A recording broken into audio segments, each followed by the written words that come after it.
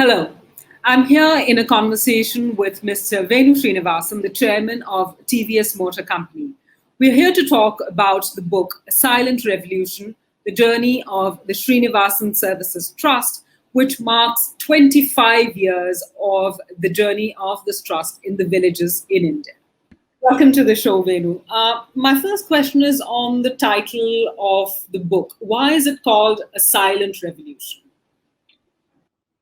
Because when we started SST, we did not do any landmark buildings or infrastructure. Well, we started with the minds and hearts of people. And so it is actually stealing into the hearts and minds of people and starting an inner change in them. And therefore, for years, till actually the people started demonstrating new behaviors, hygiene, nutrition, no littering in the village, that you start seeing a change. So the change creeps in on you, and it is not sudden with any dramatic building to show for it or dramatic infrastructure to show for it. Okay, the book in a way marks a milestone, which is 25 years of the work of SST. And when you read the book, it's clear that the organization's come a long, long way. But what was it like when you started it? And, what was your ambition for SST at that point in time? And how has it evolved? See, ambitions also evolve. I have never started with a very big picture. I've always started with a horizon and working my way towards the horizon. And the horizon keeps expanding. And as you climb higher, the horizon is even wider. So we started with a small temple. I always said, as in storybooks, it all started with a small temple. So I was invited to this remote village and asked to restore an ancient temple. As I was doing the restoration, it became very clear that the surrounding areas were mired in poverty, and I did not quite grasp the significance of doing a temple if that's going to be surrounded by poverty. So I said a temple is a gem. The gem has to be set in beautiful gold work. And the gold work has to be the village. So I have to change the village to gold in order to have the restored temple become a complete jewel. So that was the idea. I had at that time also gone to Sai Baba, and he always said, love all, serve all. Didn't strike a chord in me. I said, sounds like a tennis score. But as I did this temple, I started understanding why Sai Baba always promoted love all, serve all, and Gram Seva is Ram Seva. So that's how it started. But once it started, my father, grandfather had always believed in the welfare of families and employees of our company.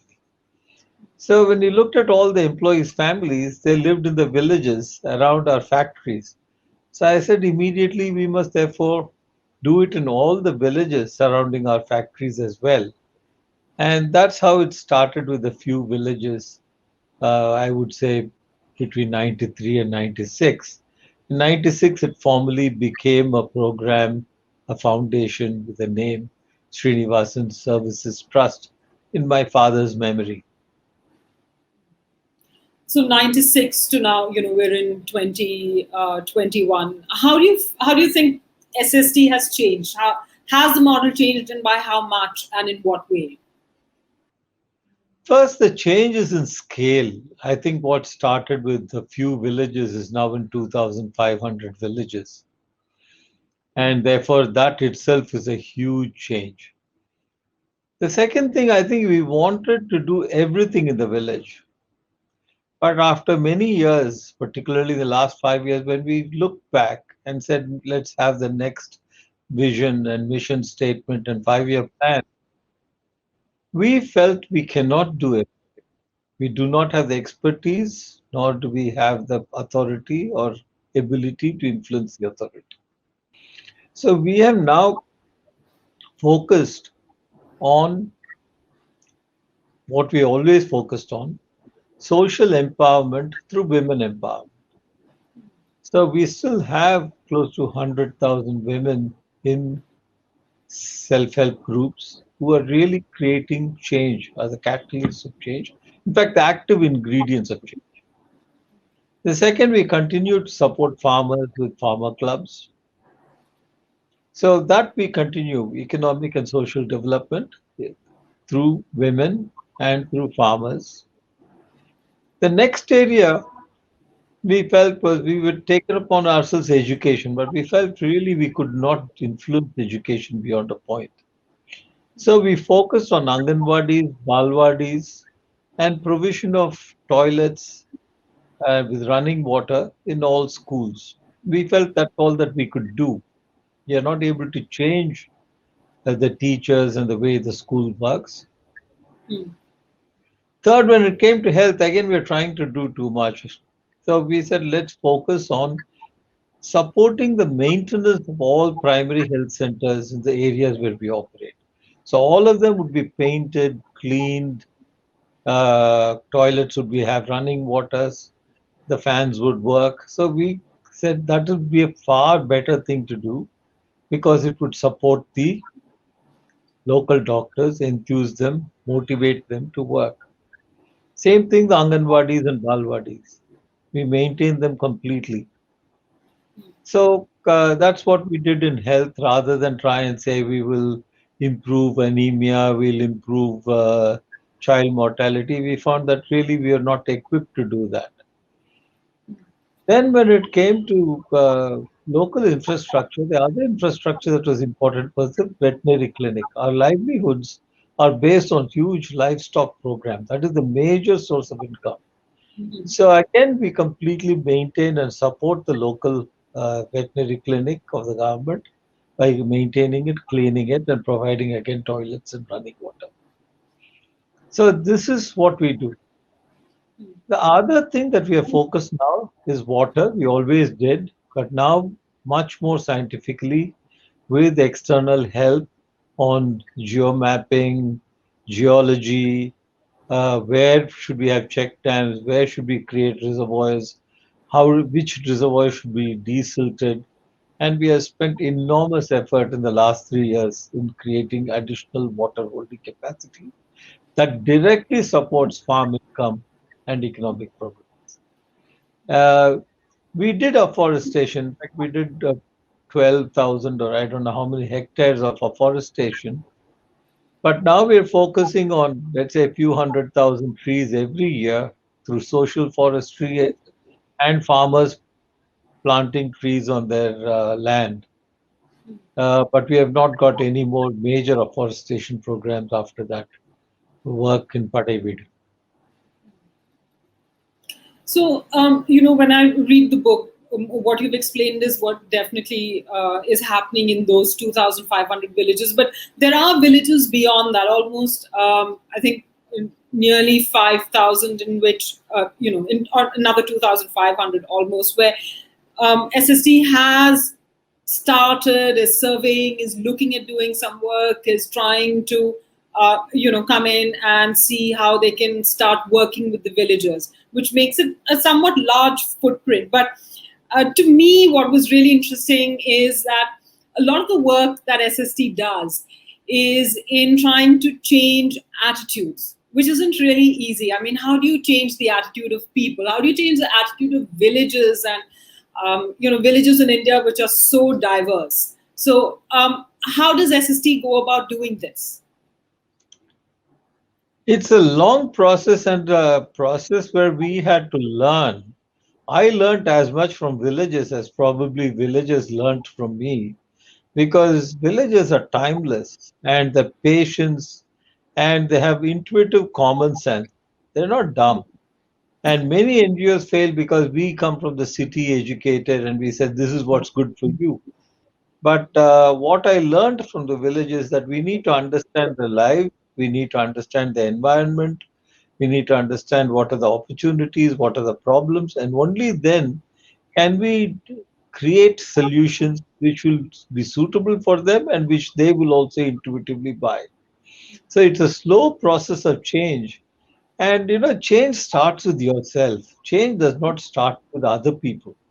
So if I don't change myself, I cannot change them. So I had to change myself to be with them, be one with them, empathize with them, sympathize with them, identify with them before we could do changes.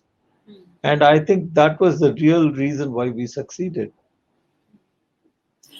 And so, if you were to look deeper within you, what is it the one thing that changed? I mean, which was a significant marked shift. I think the biggest change is that that everybody has a spark of divine in them, irrespective of caste and community and economic status. I think that is the significant change that took place within me. Uh, each of them is a human being. Each of them is a beautiful human being with all their flaws and all their problems. They're just beautiful people there. And I think it really was a remarkable change that came over me because of them. One of the anecdotes that stayed with me in the book is the story of the dripping tap and how, in a way, that changed SST's approach to work, community work.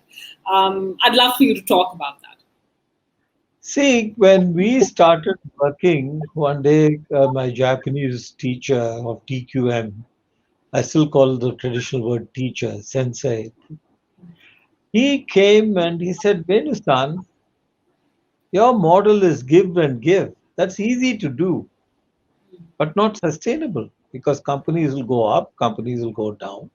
There might be periods when you cannot do. So what do you have to have a give and take program. Then the question became, what do we take from poor people? And then after a lot of deep thought, we came to the conclusion what we can take from them is behavioral change, attitudinal change, a new mindset. And the dripping tap illustrates the change in that mindset. We were not going to go and repair it, which was very easy to do. We said, no, you must contribute. You must take ownership of your dripping tap. And we will support you. And you must contribute to not only the dripping tap, but every problem in the village. There must be a contribution. Maybe 5%, 15%, maybe 50%, depending on the problem. And that became a significant difference between SST and any other NGO. Because when we, for example, wanted a forest road, we went to the forest people and said, we will provide you gravel, but we will not provide you labor. And we'll hire a machine if there's a machine needed. But you will lay the road. And that's how that Jawad Hill road was a beautiful, small bridle path, became at least a road on which a jeep and a two-wheeler could go. So it became a way of life.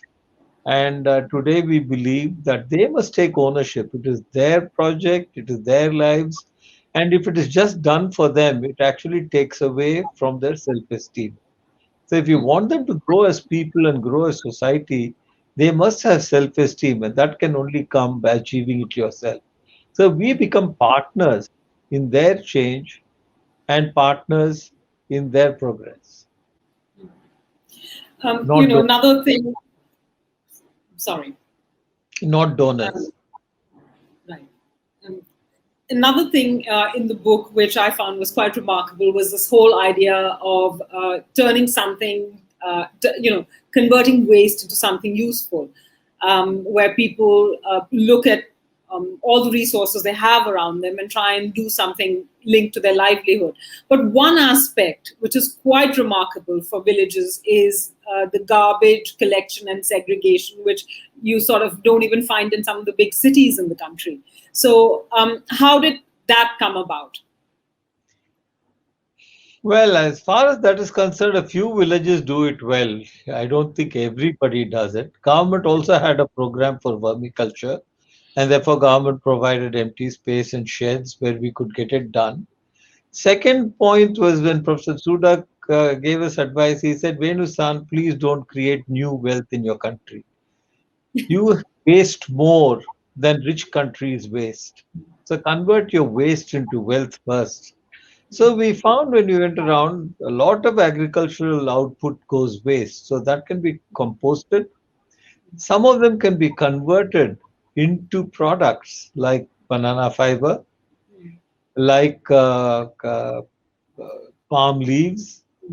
So we started handicraft, we started vermicompost.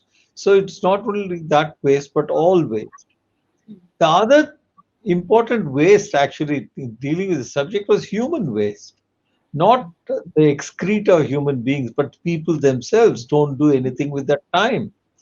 No woman was occupied in the village other than doing daily coolie work if they get jobs. So we started the women's self-help groups, a way of empowering them, but also as economic progress. So process, when he said waste, we started looking at all the waste. Government buildings were not functioning, government programs were not functioning, that's a waste. Uh, the seeds that were bought by farmers were not of poor quality, it was mixed seeds with, let's say, a longer term crop, a medium term crop, a shorter term crop. So some of them would not germinate, some of them would germinate too early or set too early. So we had to buy standard seeds. We found water was wasted, too much water. We found that pesticides were overspraying or underspraying caused waste. So all these fertilizer again, poor application, NPK balance not being there created waste. So we started looking at all waste in the village, not only the physical waste or solid waste or liquid waste. Um, when you read about SST in the book, what's quite clear and palpable is that it's a different model in that it tries to touch upon all aspects of life in a village, whether it's education, whether it's social empowerment of women, infrastructure, agriculture. A lot of companies, though, when they look at CSR work, think of what can I do really well. For example, can I just get into healthcare? Can I just get into education? Having done this now for 25 years, what is your perspective on what's a really doable and scalable model for a country like India where our problems are so enormous? See, there are many ways to contribute. I will not take away from anybody else's way or their focus. Some people focus on primary education, some people on women, some people on health. All that is welcome. India can do with a lot of help in the villages. But when we wanted to do, we had limited resources, so we had to innovate. So I would say we made a virtue out of necessity. And the only way we could do it by villagers doing it for themselves, by themselves, of themselves.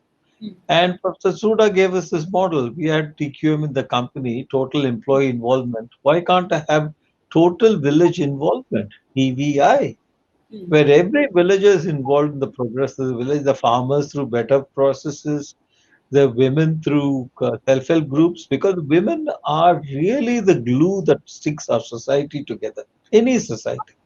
And empowering them and giving them income goes immediately to nutrition and health and education of the children. The third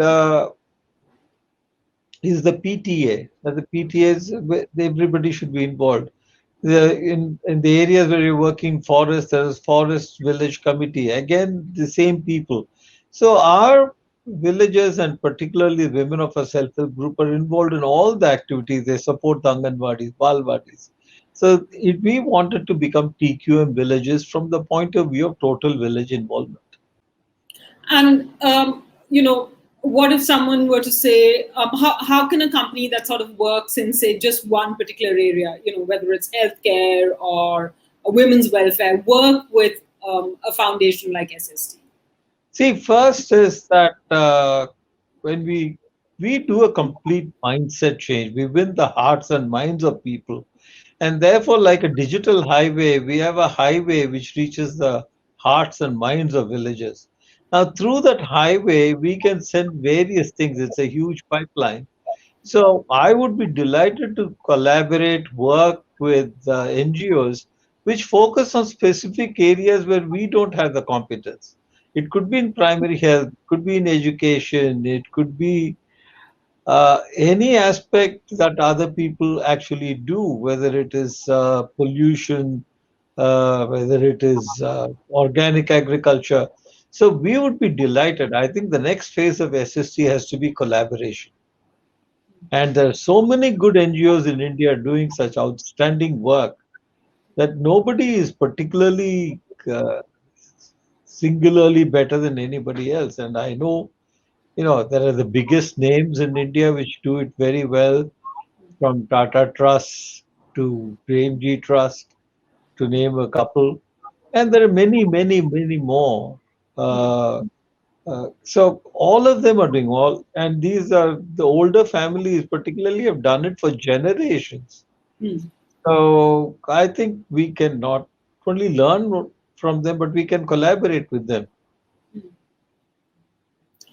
One final question, Venu, when you look back at more than a century of the TVS group, what is the one thing that is reflected in SST, which is so core to the group as well? Trust, in one word. We maintain trust with the villagers, and they know that we will be with them through thick and thin. Anytime there's a crisis, whether there's the summer where there's been a terrible shortage of water, or whether there's a storm or hurricane or flood, they know that SST will come, will help them, will work with insurers to get their refunds, will work with banks to get them extra loans, make sure the government helps, whether during the tsunami or whether floods or drought, we will always be there with them through rain and shine. And the epilogue of the book does mention how even during COVID, SST did work very closely with the villagers to get resources to them. We did. We provided food. We provided uh, disinfection services, masks, coats. We gave not ventilators, oxygen concentrators. We not only spent a lot of money, but we had the manpower. What SST gave us, the ability to reach out 400 people going and reaching out, although many of them were clearly quarantined because they were above 60, but all the others could actually go out and work with the villagers, educate them, help them, even on vaccination, vaccine hesitancy. We go out and tell them you must vaccinate, it's good for you. So TVS, who's trusted, SST, who's trusted, says that they should do it. They all are happy to do it. So we played quite an important catalytic role during that time, other than directly giving help. Hmm. Thank you so much for your time, Venu. Thank you. Thank you, Anjana. Venu, thank you so much for taking us through all the stories about the trust. It's been a real pleasure.